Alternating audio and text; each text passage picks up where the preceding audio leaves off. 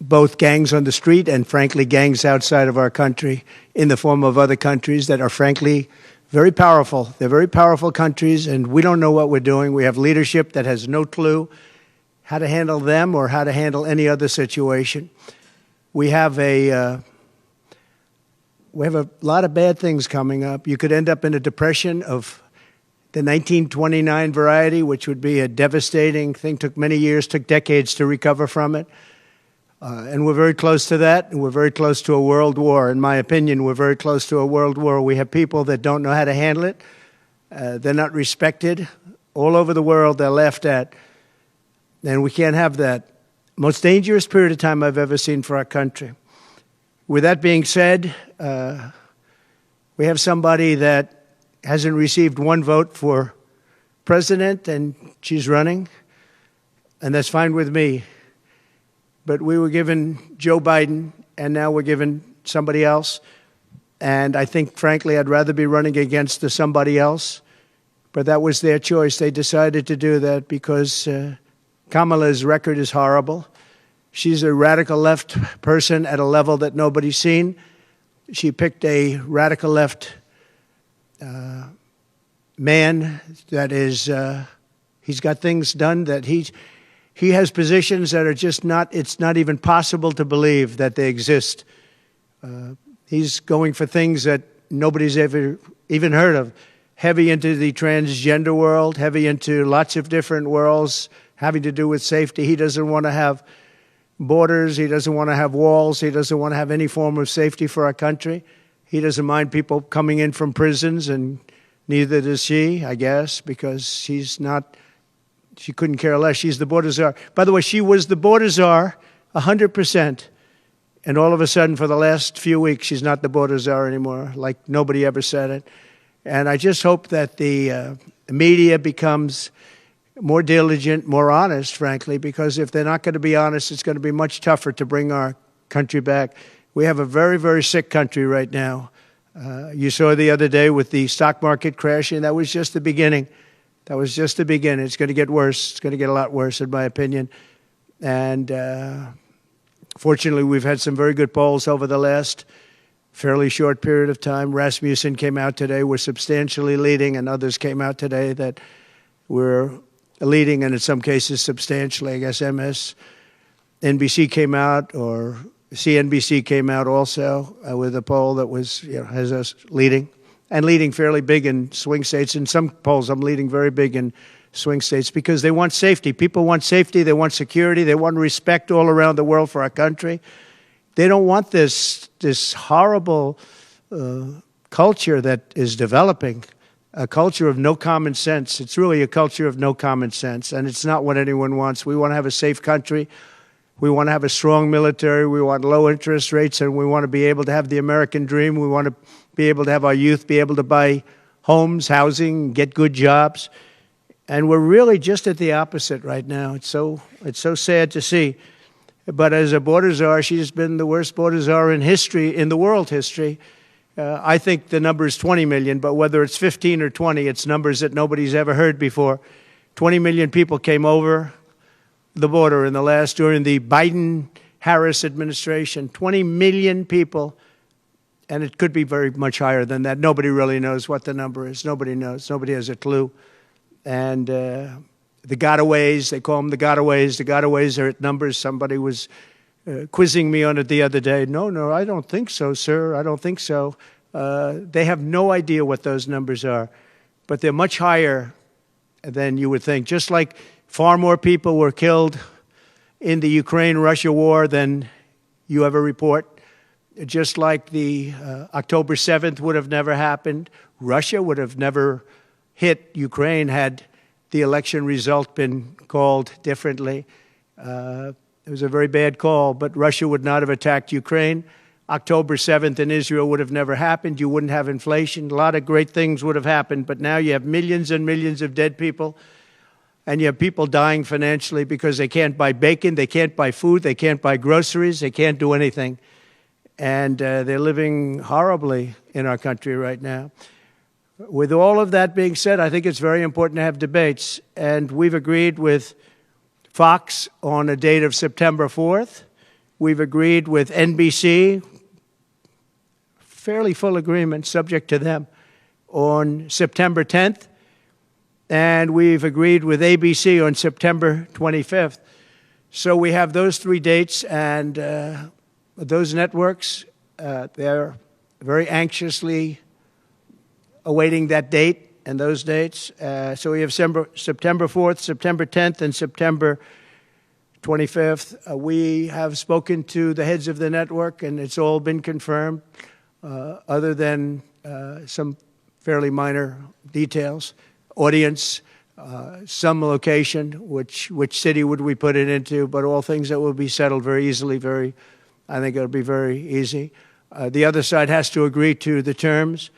They may or may not agree. I don't know if they're going to agree. She hasn't done an interview. She can't do an interview. She's barely competent, and she can't do an interview.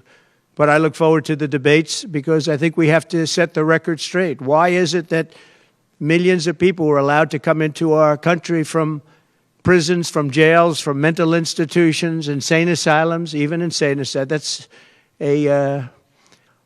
It's a mental institution on steroids. That's what it is. When you see the people that are coming into these are institutions that are being emptied out, not in South America, all over the world, including South America, all over the world. Prisons are being emptied out into our country because we have a president that's the worst president in the history of our country. We have a vice president who is the least admired, least respected, and the worst vice president in the history of our country. The most unpopular vice president, and because of political reasons or because of being politically correct, even though she never received a vote. Don't forget, she was the first one defeated, as I remember it, because I watched it very closely, but she was the first one. She never made it to Iowa, the first state. She never made it to Iowa. She was the first one that was defeated. She was the nastiest to him. She was nasty with calling him a racist and the school bus and all of the different things. She was very nasty to Biden. And shockingly, he appointed her, asked her to serve as vice president. Well, I don't know if he's happy about that decision right now. This was taken away. The presidency was taken away from Joe Biden. And I'm no Biden fan, but I'll tell you what, from a constitutional standpoint, from any standpoint you look at, they took the presidency away. And people were saying he lost after the debate. He couldn't win. Well, I don't know that that's true necessarily. But whether he could win or he couldn't win, he had the right to run. And they took it away. They said they're going to use the 25th Amendment. They're going to hit you hard. Either we can do it the nice. I know exactly, because I know a lot of people on the other side, believe it or not. And they said, we'll do it the nice way or we'll do it the hard way. And he said, all right. So they've really taken, what they've done is pretty incredible. And now I'm running against somebody else, and we're leading. We're leading. So I'm not complaining. I'm saying for a country with a constitution that we cherish this constitution. To have done it this way is pretty severe, pretty horrible. You would have thought they would have gone out to a vote. They would have had a primary system. They would have done something. But to just take it away from him like he was a child. And he's a very angry man right now, I can tell you that. He's not happy with Obama, and he's not happy with Nancy Pelosi, crazy Nancy. She is crazy, too. She's not happy with any of the people that told him that you've got to leave. He's very unhappy, very angry. And I think he also blames her. He's trying to put up a good face. But it's a very bad thing in terms of a country when you do that. I'm not a fan of his, as you probably have noticed. And he had a rough debate. But that doesn't mean that you just take it away like that. Or you go out to a vote. You do something. He had 14 million votes. She had no votes. She got no votes. And I think she's crashing. I think when people find out, and I think people are starting to find out what a bad job she did, what a bad job she did on the border. She's trying to say she had nothing to do with the border. She had everything. She was appointed to head the border. And then they said, border czar, oh, she loved that name. She loved that name. But she never went there. She went to a location once along the border, but that was a location that you would love to go and have dinner with your husband or whoever. That was a location that was not part of the problem. That was not really going to the border. So essentially, she never went to the border. And if you listen to Tom Homan, if you listen to the great border people, Brandon Judd from Border Patrol, if you listen to Paul, I mean, so many different people. I speak to them all the time. And I did when I was president. We had the best border in the history of our country. Now we have the worst border in the history of the world. Millions of people coming in, and our country cannot sustain it. Our country is going down because of this, because of incompetent people. So I just look forward to these debates. I think it's very important that we have them. I hope she agrees to them, September 4th, September 10th, September 25th. And I think they'll be very revealing. I think they'll be very revealing. Do you have any questions, please? How have you recalibrated your strategy to compete against terrorists? I haven't recalibrated strategy at all.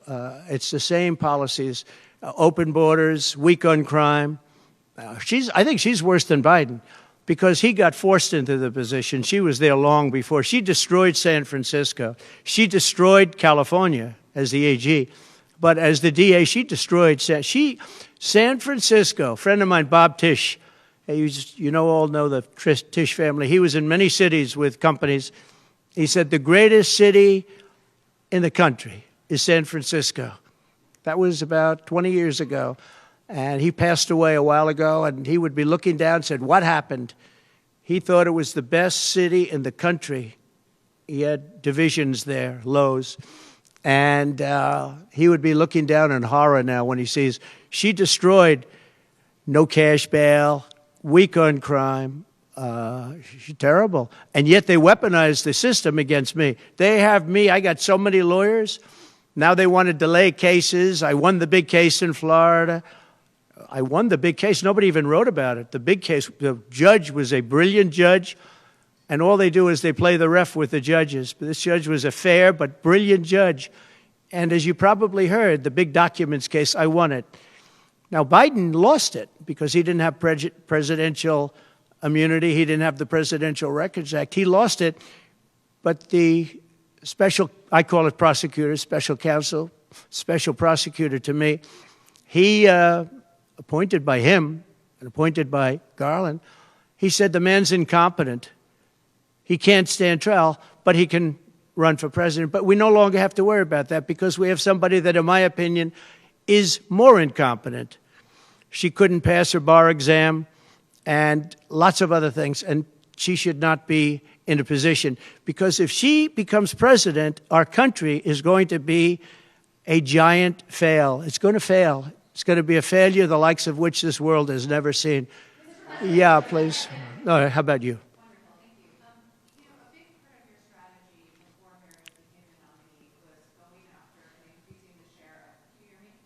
You have to speak louder. Okay, great. A big part of the strategy for your campaign before Harris became the nominee was appealing to black voters. That's Yeah. something you were really going after. In polls, we really see Harris gaining ground with that group. And I'm wondering how you are going to go after black voters now that she's the nominee and really winning them over. Well, it changes around a little bit. I'm getting other voters. Perhaps, I was doing very well with black voters, and I still am. I seem to be doing very well with black males. This is according to polls, as you know. It's possible that I won't do as well with black women, but I do seem to be doing very well with other segments, extremely well with Hispanic. Jewish voters way up. White males way up. White males have gone through the roof. White males way up. Now, I don't know. All we're doing is giving you the stats that you have. It could be that I'll be affected somewhat with black females where we're doing pretty well. And I think ultimately they'll like me better because I'm going to give them security, safety, and jobs. I'm going to give them a good economy. We have a very bad economy right now. We could literally be on the throes of a depression, not recession, a depression. And they can't have that. They can't have that. So I think I'm going to do well with everybody, especially when the facts are right. Yeah, please, in the back.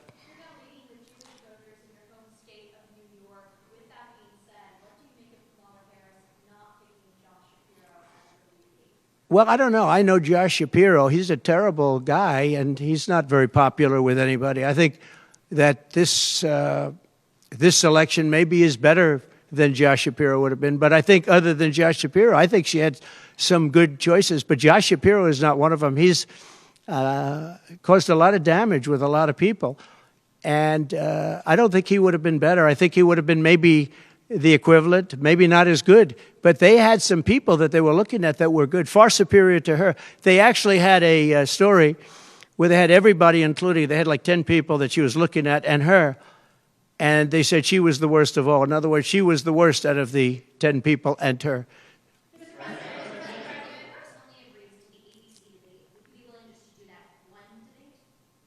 I don't know how that's going to work out. We'd like to do 3 debates. We think we should do 3 debates. We think Fox and ABC. And we also have CBS is going to do the vice presidential debate. So CBS will do vice presidential. And I have to tell you, J.D. Vance has really stepped up. He's doing a fantastic job.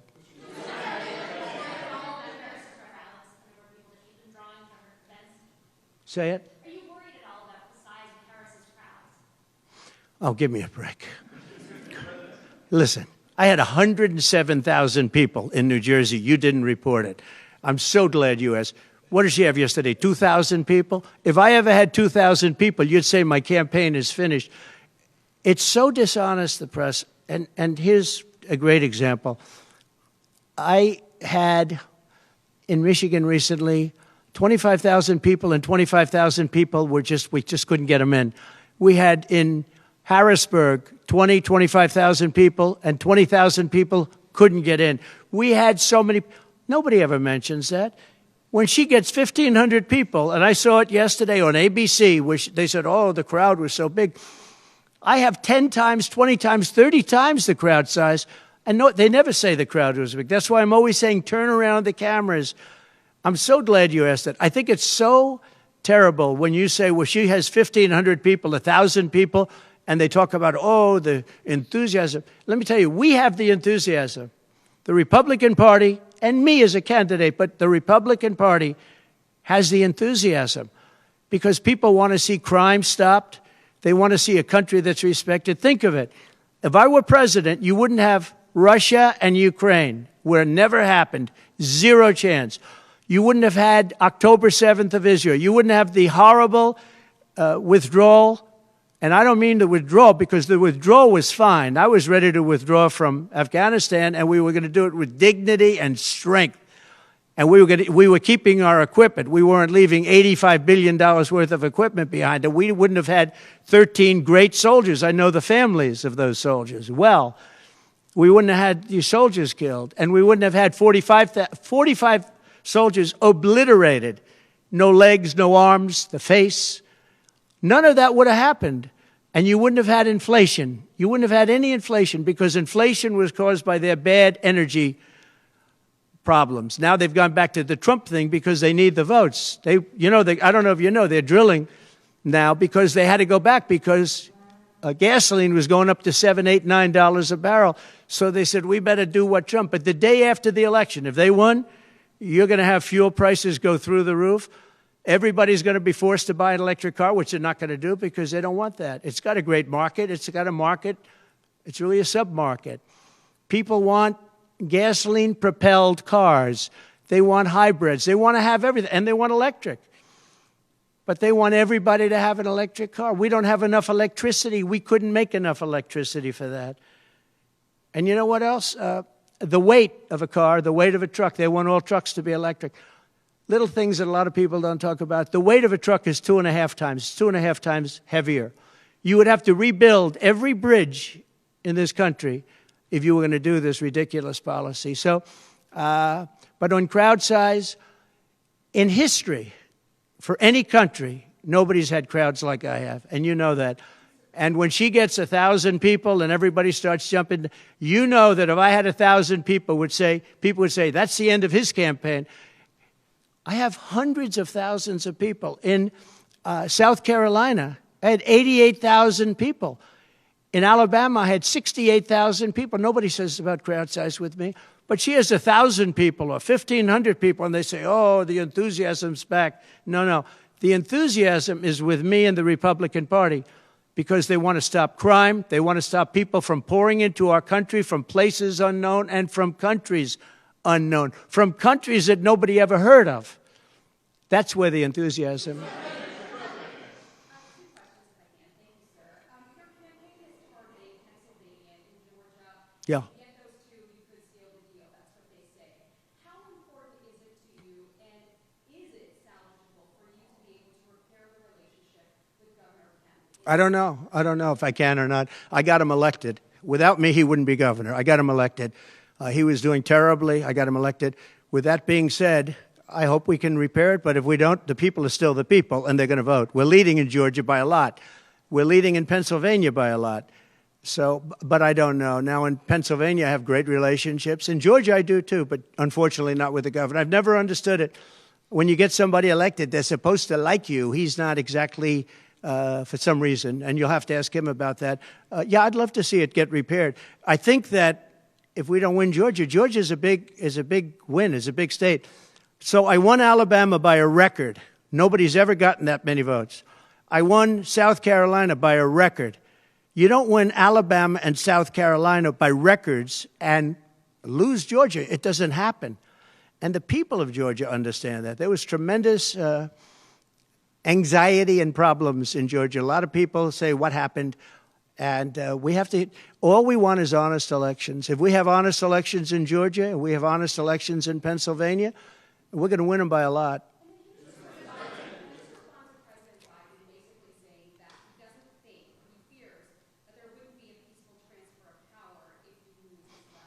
Well, he actually said it two ways. First, he said it incorrectly, then he corrected himself. Do you agree with that, right? You know, if you watch him, he said it two ways. No. I mean, he said it two ways because he doesn't really know what he's saying. Why didn't he bring it up at the debate? You know, he had a chance for 90 minutes to bring it up at the debate. He could have talked about that at the debate, and he didn't do it. Everyone said, oh, he said this and he said that. He's just, you know, they give him something to read off. He read it very badly because he actually said it the opposite. Then he had to go back and correct himself. He said the opposite.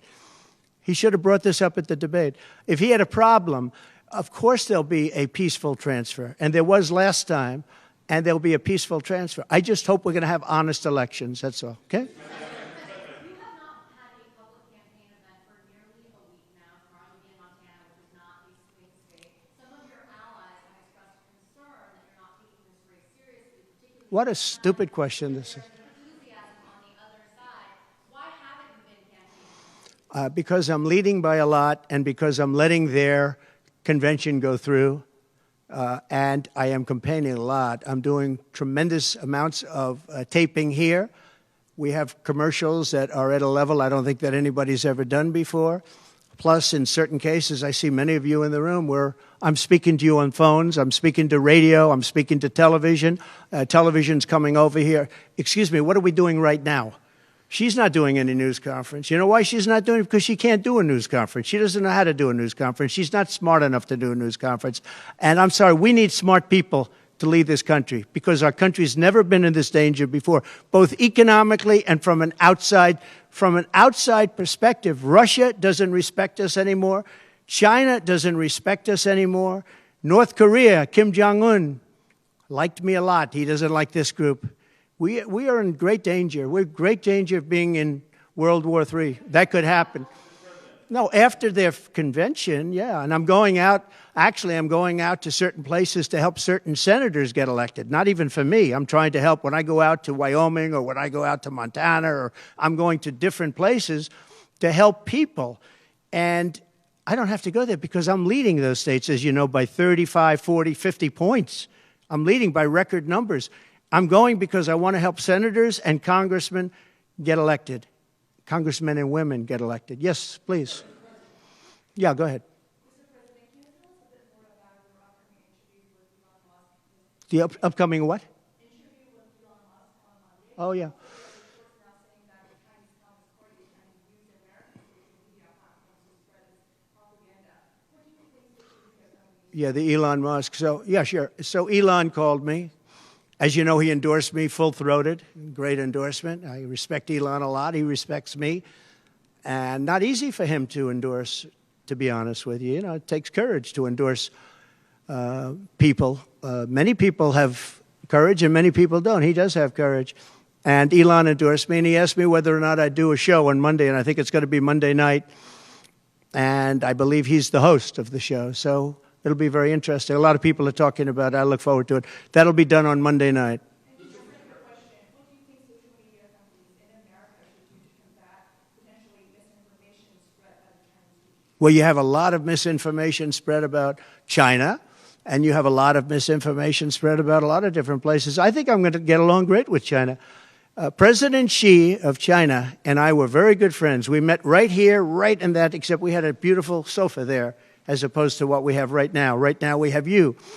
But President Xi and I had a very good relationship until COVID, and I held him responsible for COVID. It broke up our relationship, but I think we're going to have a great relationship, and I think it's going to be mutually beneficial.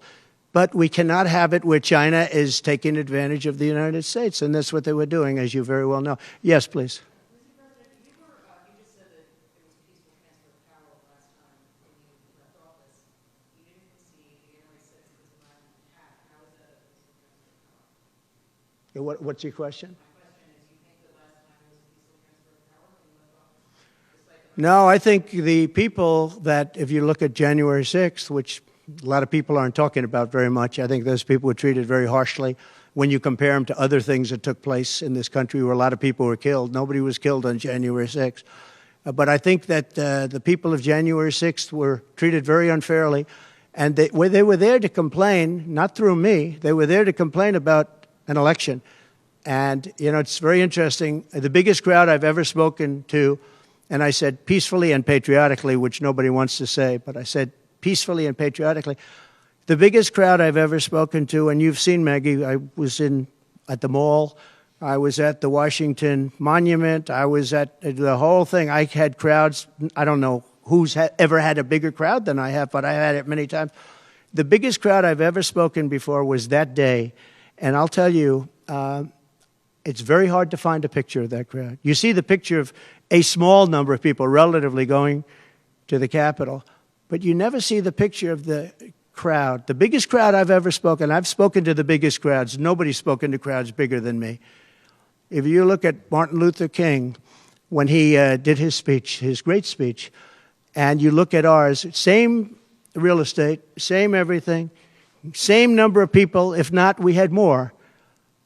And they said he had 1 million people, but I had 25,000 people. But when you look at the exact same picture, and everything's the same because it was the fountains, the whole thing, all the way back to from Lincoln to Washington. And you look at it, and you look at the picture of his crowd, my crowd. We actually had more people.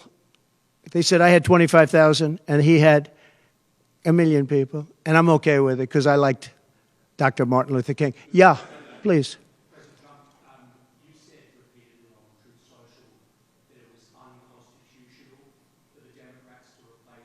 President Harris as their candidate. Can you explain your constitutional analysis? Which part of the Constitution? Yeah, sure. We have a Constitution. It's a very important document, and we live by it. She has no votes, and I'm very happy to run against her. I'm not complaining from that standpoint. And I hate to be defending him, but he did not want to leave. He wanted to see if he could win. They said, you're not going to win. After the debate, they said, you're not going to win. You can't win. You're out. And at first they said it nicely, and he wasn't leaving. And then you know it better than anybody.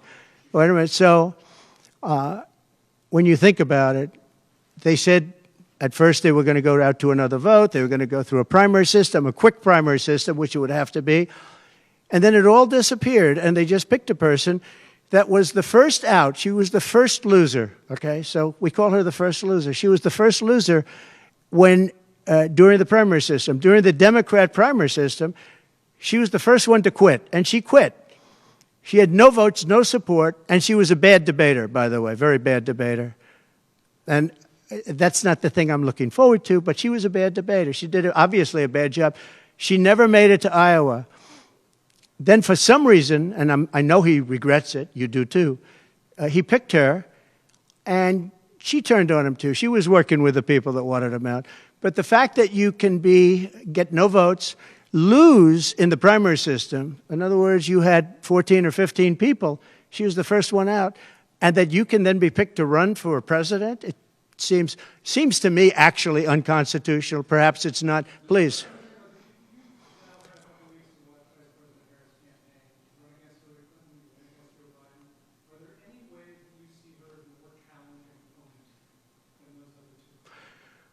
So I've run against Hillary, and I've run against various other people.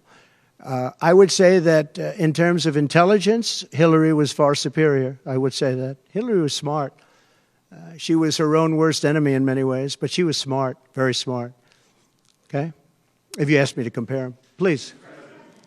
You staked out a position on abortion that was probably more popular with general election voters than many of your Republican primaries on this day, even in states. Given that that's your position, how do you plan to vote in Florida's abortion ballot referendum stuff? Would you repeat that question, please? You have to speak up. Yes, sir. I said It's a hard room because it's very big, if you know. So this is worth $18 million. Oh, I see. that was probably more popular with general election voters than many of your Republican rivals in the primary. You said lead us in states. Given that Florida is a state voting on this, Yeah. how do you plan to vote? Do you plan to So I think the abortion issue has been very much tempered down, and I've answered, I think, very well in the debate, and it seems to be much less of an issue, especially for those where they have the exceptions, as you know. And I think it's when I look for 52 years, they wanted to bring abortion back to the states. They wanted to get rid of Roe v. Wade, and that's Democrats, Republicans, and independents, and everybody. Liberals, conservatives, everybody wanted it back in the states, and I did that. Now the states are voting.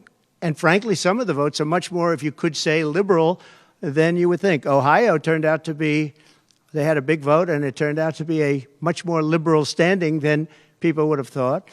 Kansas, the same thing. And then you have Texas, and you have other places where it may be different. But the issue has been brought back to the states now. And like Ronald Reagan, I believe in the exceptions for rape, incest, and life of the mother. I believe strongly. I think that that's a very important thing. I think when you have to follow your heart. But when you don't believe in the exceptions, I think it's much tougher. It's a much tougher issue. But about 82% of Republicans do believe in exceptions. I think and a lot of them are changing their mind and coming even further. I think that abortion has become much less of an issue. It's a very small, I think it's actually going to be a very small issue. What I've done is I've done what every Democrat and every Republican wanted to have done, and we brought that issue back to the states. And now the states are voting on it. And frankly, some of the votes are a lot different than people would have thought. But it's the vote of the people is taking care of it. And, you know, when you think about the Democrats are really the radical ones on this because they're allowed to do abortion on the 8th and 9th month and even after birth. If you look at your new governor from Minnesota, he's like the governor previous, the former governor. I don't want to get him mixed up because Glenn is doing a good job and he's leading our whole campaign in Virginia, Glenn Youngkin. But previous to Glenn, the governor, he said the baby will be born. We will put the baby aside and we will decide with the mother what we're going to do. In other words, whether or not we're going to kill the baby. The Minnesota gentleman, this guy agrees with that. He is the most liberal. Look, between her and him, there's never been anything like this. There's never been a combination. So I'll use the word progressive. You know, they want to go progressive. They don't like the word liberal. I like liberal better. I think it's more appropriate because nobody knows what progressive means. But they now like to use the word progressive. But there's certainly never been anybody so liberal like these two, or even close. I think the abortion issue has been taken down many notches. I don't think it's a big factor anymore, really. And when people hear what I said in the debate, and I think I said it very well during the debate, we brought it back to the states. Everybody wanted it in the states.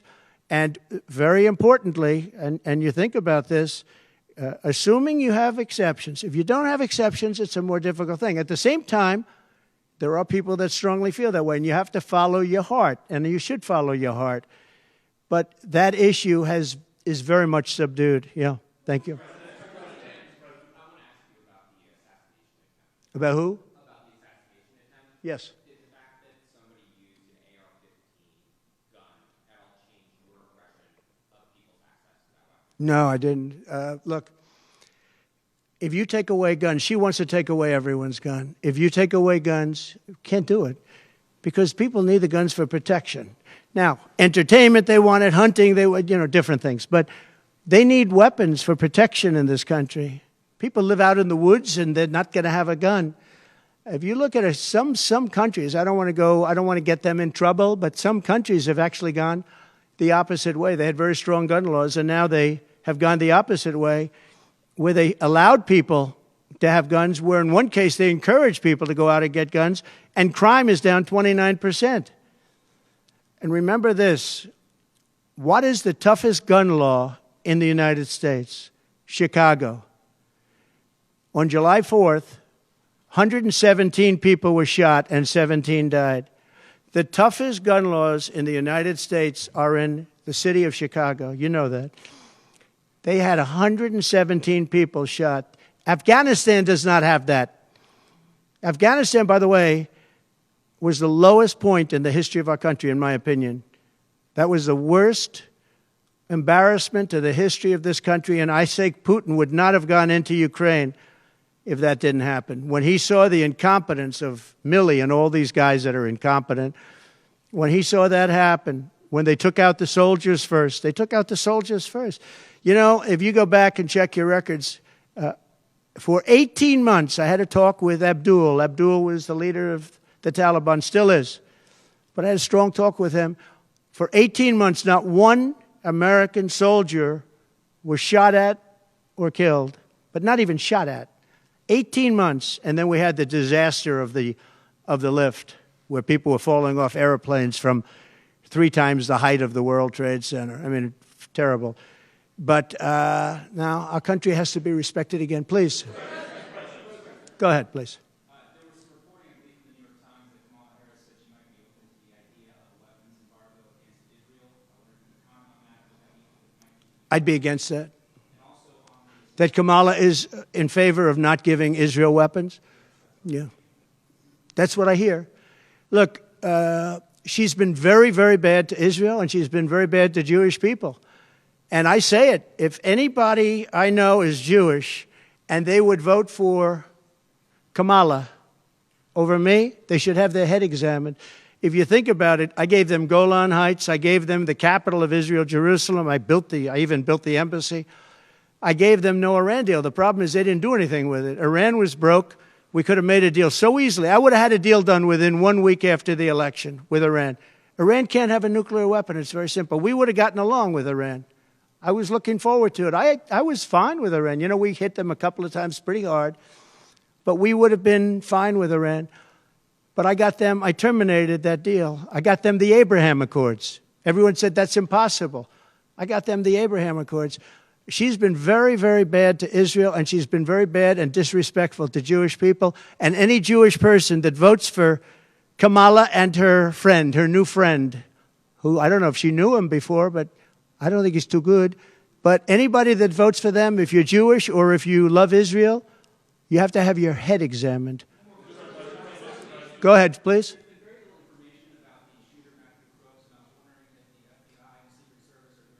They have. The FBI came to see me about the shooter. I think they've done a very good job. And I think they did a very good job with respect to this other lunatic that they have in custody. Please. There's been some discussion around Vice President Harris's relationship with Willie Brown, Yeah. former mayor of San Francisco, and how that might have intersected with her career trajectory. So I'm just wondering if you followed that discussion at all. Well, I know Willie Brown very well. In fact, I went down in a helicopter with him. We thought maybe this is the end. We were in a helicopter going to a certain location together, and there was an emergency landing. This was not a pleasant landing, and Willie was he was a little concerned. So I know him pretty well. I mean, I haven't seen him in years, but he told me terrible things about her. But this is what you're telling me anyway, I guess. But he had a big part in what happened with Kamala. But he I don't know, maybe he's changed his tune, but he was not a fan of hers very much at that point. Do you believe Vice President Harris would certify your election victory if you win? Yeah, I do. Go ahead. How are you planning to vote on Florida's abortion referendum? On what? How are you planning to vote on Florida's abortion referendum if it's not done? Well, I'm going to announce that. I'm going to actually have a press conference on that at some point in the near future, so I don't want to tell you now. But Florida does have a vote coming up on that, and I think probably the vote will go in a little more liberal way than people thought. But I'll be announcing that at the appropriate time. Please. Mr. President, your tax cuts from your administration will be coming up, fairly soon and potentially expiring. And I wanted to ask you specifically about the tax code favoring parents versus people who don't have children. There are a number of tax breaks. Yeah. Oh, we gave tremendous for child care and all of that. No, our tax cuts, which are the biggest in history, our tax cuts are coming due, as you know, very soon. And if the Democrats don't renew them or make it impossible to renew because it's pretty close in terms of vote, if they don't renew them, it's the equivalent of having a 4 times tax increase from what you have right now, and it'll destroy the economy. I think they're under tremendous pressure to do it. I've never seen, all my life I grow up and I watch politics, and I used to be on the other side of politics very soon. Then I run for office. But in all the years of studying politics, I've never seen people get elected by saying, we're going to give you a tax increase. These guys get up, think of it. We're going to give you no security. We're going to give you a weak military. We're going to give you no walls, no borders, no anything. All these things they're doing. I mean, the transgender became such a big thing. But they do all of these things, but they always say, we're going to give you a tax increase. I never heard anybody campaign on a tax increase. A politician has always said, I will cut taxes. I'll give you one example, Social Security. They're going to destroy Social Security. I am going to leave Social Security. I'm not raising the years. I'm not raising the age. I will be saving Social Security, and I'm going to work it out that there's no tax on Social Security for seniors. I'm also doing no tax on tips, no tax on tips. So waiters, waitresses, caddies, people that drive cars, people that get tips who have been harassed by this government, we're going to have no tax on tips. That's a big thing. Do you believe that the imprisonment of Steve Bannon was politically motivated? Yeah. Oh, absolutely. Sure. Because other people have done far bigger things than Steve Bannon. Sure, it's politically motivated. I think it's a horrible thing they did. Look, they've weaponized government against me. Look at the Florida case. It was a totally weaponized case. All of these cases, by the way, the New York cases are totally controlled out of the Department of Justice. They sent their top person to the various places. They went to the AG's office, got that one going. Then he went to the DA's office, got that one going, ran through it. No, this is all politics, and it's a disgrace. Never happened in this country. It's very common that it happens, but not in our country. It happens in banana republics and third world countries, and that's what we're becoming. We have no borders. We have bad voting regulations. Anytime you have mail-in ballots, you're going to have problems. France learned that lesson. France had all mail-in voting, and they went back to paper ballots, voter identification, voter ID. They went back to a normal system, one-day voting. They don't want to be around, voting for 64 days. And look, the election, I keep talking about November 5th, but the election really starts on September 6th. That's when it starts because it's early voting.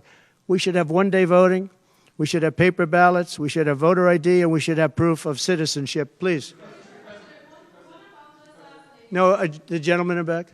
President, do you support continuation tax credit for EVs? For who? For electric vehicles, do you support continuation? You're going to have to talk louder, sir. Do you support continuation of tax credits for EVs? And secondly, what sort of political or policy advice does Elon Musk give? Elon is a very different kind of a guy. He's a very big believer in the country, but he's very worried about the country. He's very worried about the country. And I don't know if it's good for him politically to have supported me, although I think we have a vast majority of this country does support me. But Elon, more than almost anybody I know, I mean, he loves this country. He loves the concept of the country. But like me, he says this country is in big trouble. It's in tremendous danger. Okay, please. Polls suggest overwhelmingly that Americans trust you more than Kamala Harris to fix the U.S. economy. I like this guy. I like him. What message do you have to Americans, sir, who are struggling to pay for everyday Yeah. groceries, rent? The polls have suggested. There are some polls that say we're going to win in a landslide. People are voting with their stomachs, meaning they're going to the grocery store. They're paying 50, 60, 70% more for food than they did just a couple of years ago. Look at what's happened to energy. Look at what's happened not only to their cars, where gasoline's gone from $1.87, $1.87, and we had moments when it was below that, but it's gone from $1.87 to $5, $6, and $7. And they take the strategic national reserves and they take it out, even though it's peanuts compared, it doesn't last long. But they're virtually empty now. We've never had it this low. And he's using that to keep the gasoline prices as low as possible. He's sucked all of the oil out, essentially the gasoline, to keep the price down a little bit, and it's had very little impact. But you know what? We have no strategic national reserves now. He's emptied it. It's almost empty. It's never been this low. And I had it at a good level, and I would have had it more if the Democrats would have approved the deal. You know, I had a deal to buy it at $22 a barrel, and now it's going to be close to 100 pretty soon, my opinion. And the Democrats didn't want to do that, but we bought a lot anyway. And we had it pretty good. And what they've done to the national reserves, the strategic national reserves, is, as you know very well, because you cover it, but what they've done is incredible. They've just, for the sake of getting some votes, for the sake of having gasoline, you know, that's meant for wars. It's meant for, like, tragedy. It's not meant to keep a gasoline price down so that somebody can vote for Biden, or in this case, Kamala, who, by the way, is worse than Biden. And she's actually not as smart. Okay? She's actually not as smart. That's hard to believe, isn't it? Yeah, please. Okay. There are other things the federal government could do, not just a ban. Would you direct your FDA, for example, to revoke access to mifepristone? That's one of the things. Sure, you could do things that would supplement, absolutely. And those things are pretty open and humane. But you have to be able to have a vote, and all I want to do is give everybody a vote. And the votes are taking place right now as we speak. Yeah, but it's there are many things on a humane basis that you can do outside of that, but you also have to give a vote, and the people are going to have to decide. Okay, yes, please. You. On what? No, I think she's actually not as smart as he is. I don't think he's very smart either, by the way. I'm not a big fan of his brain. But I think that she's actually not as smart as he is. So what do you attribute her rising in the polls as becoming a more competitive race since she's taken over? Well, she's a woman. She represents certain groups of people. But I will say this. When people find out about her, I think she'll be much less. And I see it right now. I see her going way down in the polls now. Now that people are finding out that she destroyed San Francisco, she destroyed the state of California along with Governor Gavin Newsom. He's been a terrible governor, terrible. But they did it together. And she was early. I mean, she was the first of the prosecutors, really. You know, now you see Philadelphia, you see Los Angeles, you see New York, you see various people that are very bad. But she was the first of the bad prosecutors. She was early. Who? Would you repeat that, please? No, you. Would you repeat her, what she said? You have to speak up. This room is very louder.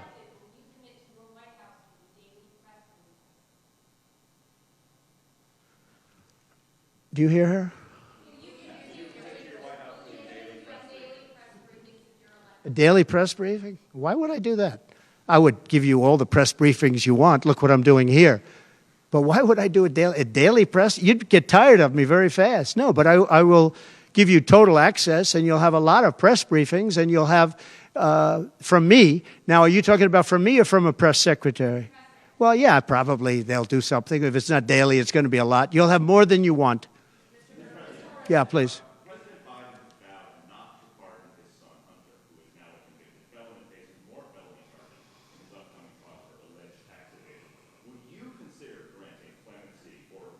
I don't think it's appropriate for me to talk about it. I think it's a tragic story. You want to know the truth. And I felt that with Hillary Clinton, too. You know, with Hillary Clinton, I could have done things to her that would have made your head spin. I thought it was a very bad thing. Take the wife of a president of the United States and put her in jail. And then I see the way they treat me. That's the way it goes. But I was very protective of her. Nobody would understand that, but I was. I think my people understand it. They used to say, lock her up, and I'd say, just relax, please. We won the election. I think it would be I think it would have been horrible for our country and we had her between the hammering of all of the files. And don't forget, she got a subpoena from the United States Congress. And then, after getting the subpoena, she destroyed everything that she was supposed to get. I thought it was so bad to take her and put her in jail, the wife of a president of the United States, and then when it's my turn, nobody thinks that way. I thought it was a very terrible thing. And she did a lot of very bad things. I'll tell you what, she was pretty evil. But in terms of the country and in terms of unifying the country, bringing it back, to have taken her and to have put her in jail, and I think you know the things as well as I do. There were some pretty bad acts that she did. I think it would have been very bad for our country. And a lot of my people, a lot of the MAGA, as they call them, but the base. And I think the base is 75% of the country, far beyond the Republican Party, because we're a party of common sense, and I'm a person of common sense. I want to have low taxes. I want to have strong borders. I want to have a strong military so that China and Russia, look, they've allowed China and Russia to do the impossible combined. They're natural enemies. They always have been, because China needs more land and Russia has it. They've always been natural enemies, and because of Obama, it started with him, and then Biden, because he didn't know what the hell he was doing, they've now become one force. And then now they're adding Iran to it, and they're adding North Korea to it. Pretty powerful force. This is something that is unthinkable that they allowed to happen. Just to put a button on this, you're saying that you're not going to change your campaign strategy, you're going to keep going with the issues. Well, what if this so-called honeymoon period doesn't end? Oh, it's going to end. The honeymoon period's going to end. Look, she's got a little period. She's got a convention coming up. It's about policy. It's not about her. I think she's incompetent because I've watched her. She destroyed California. She destroyed San Francisco. Everything she's touched has turned to bad things. I'm not going to use foul language, but everything she's touched has turned bad. She's incompetent. The reason she's not doing what I do and she's not doing what she should be doing, she won't even do interviews with friendly people because she can't do better than Biden.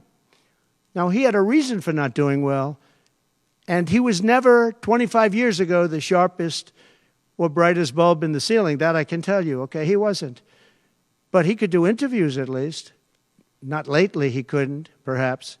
But she should be doing interviews. She doesn't want to do interviews. And the reason she doesn't is, number one, her policies are so bad. Just to answer your question, I think that it's not going to change because it's really ultimately not about her as much as about her policies. She wants open borders. She wants to defund the police. She wants to defund the police. She wants to take away your guns. Anybody that thinks they're not going to come after your guns, you know, when I was president, I totally protected the guns. And I think it's very important. And I know I take some heat sometimes for it, but you have to have safety. You have to have, when the bad guy walks in with a gun, you got to have some way of protecting yourself. And boy, that would be, you would see crime go up at levels that you've never seen. When people say on this side of the house, this house has guns, we will use the guns, they say, let's pass. We'll go someplace else. You have to have them. And for 4 years, and you know, as you know, the NRA endorsed me very powerfully every time I ran, every time. My sons are members, and I guess indirectly I'm a member too. But they gave me the strongest of endorsements, and that's against very strong competition. People that felt the same way. No, you have to have that right. Our Second Amendment is a very important right, and it has to be protected. Okay, how about you? Go ahead. Yeah. So there are some of the most brilliant people on Wall Street that are saying that if President Trump doesn't win, you're going to have a depression. I happen to agree. I think that's true. Because I know how bad these people are. You know, they like to say that they did this and that. You saw the $7 trillion that they said it was me for $7 trillion. It wasn't me. It was them. They said that I had inflation. They took over 9% inflation. No, I had 1% inflation. I had actually no inflation because if you look at the categories, we had just about no inflation. But I had a very minor, I actually had a positive inflation. It was a perfect number because you don't want zero. I mean, I'm not going to give you a whole course on economics, but you don't want zero. 1%, 1.4% is great. You want a little bit because you don't want to have deflation. Deflation is, in many ways, even worse. I had a perfect number right around the 1% number. It was perfect. And to show you, it stayed there for 2 years. And then he did all of the different borrowings that he did. And then he did so many things wrong. Every time he would do it, I'd say, big mistake. And don't forget, they sell hats and they sell stories. Trump was right about everything. I have been right about a lot. Yes, Maggie.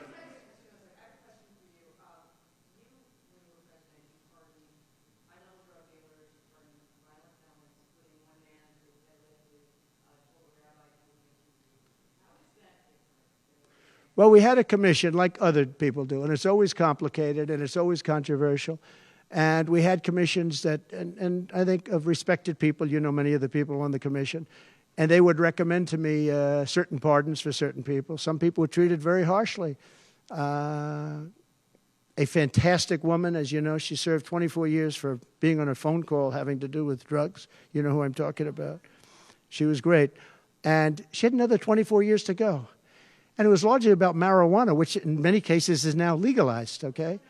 But we had many very highly regarded people on a commission, and they'd recommend, and they'd put a reason why.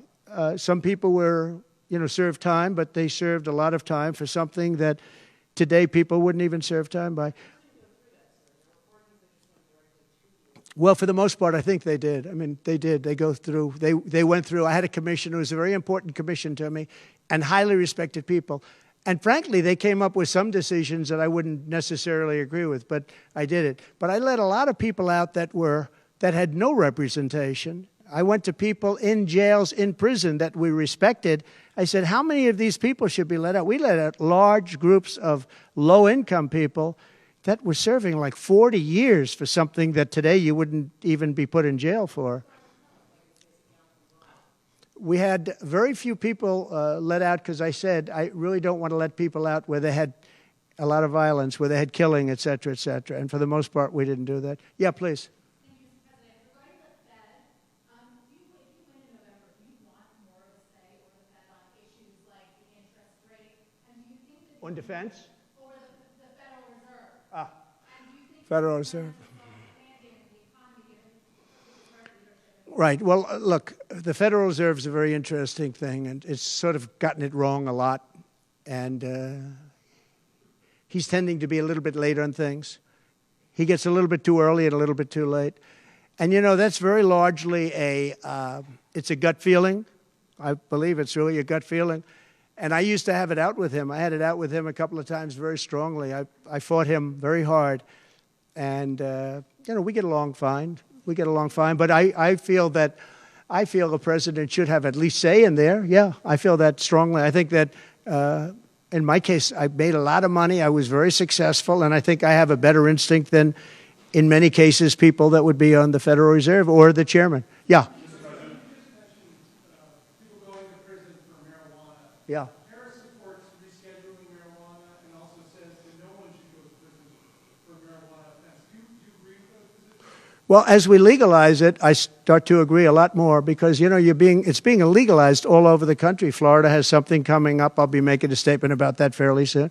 But as we legalize it throughout the country, whether that's a good thing or a bad thing, it's awfully hard to have people all over the jails that are in jail right now for something that's legal. So I think, obviously, there's a lot of sentiment to doing that. Yeah, please. Mr. President, Kamala Harris's father is Jamaican American, and she went to a historically black college. How is she only recently deciding to be black? Well, you'll have to ask her that question because she's the one that said it. I didn't say it. So you'll have to ask her, and I very much appreciate that question, but you'll have to ask her. but I've known her for a long time. I actually contributed to her campaign a long time ago because I was a developer. I contributed to lots of campaigns of Democrats, Republicans, and some were liberal and some were conservative.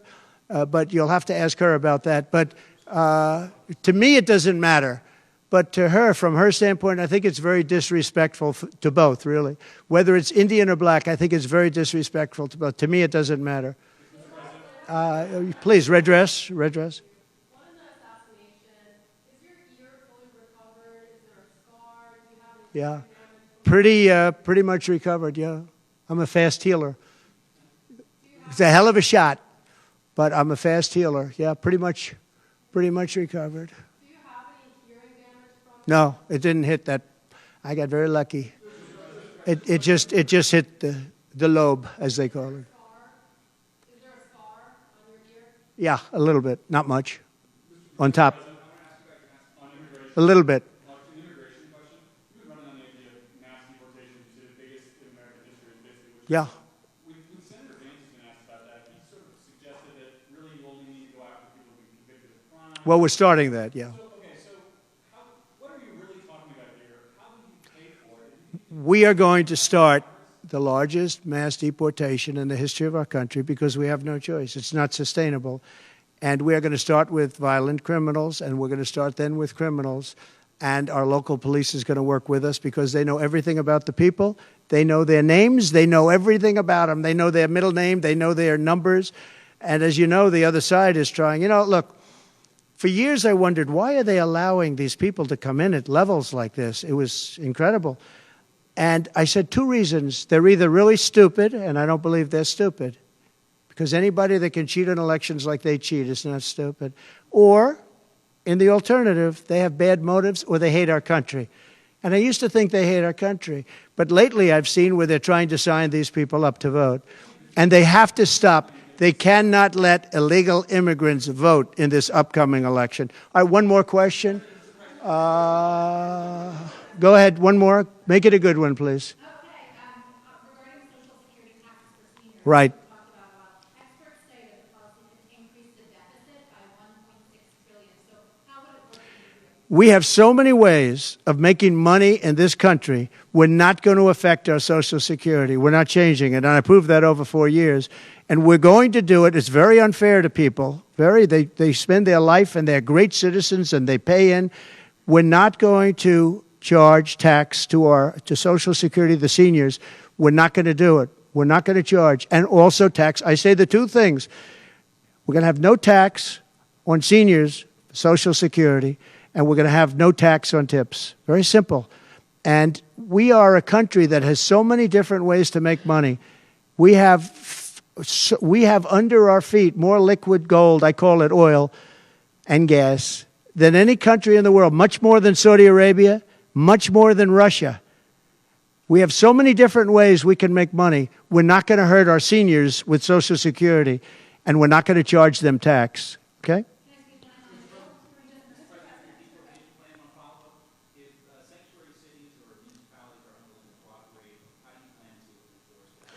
We should not have sanctuary cities. Sanctuary cities is a way of protecting criminals, and we should not have sanctuary cities. And if you go to California, and I know it well, I have property out there, great property. If you go to California and you ask the people of California, do they like the idea of sanctuary cities? They don't like it. They're tired of it. They're tired of crime. They're tired of what's happened to our country. Our country's become a crime-ridden mess, and we're going to stop it on November 5th. Thank you very much, everybody. Thank you. Thank you.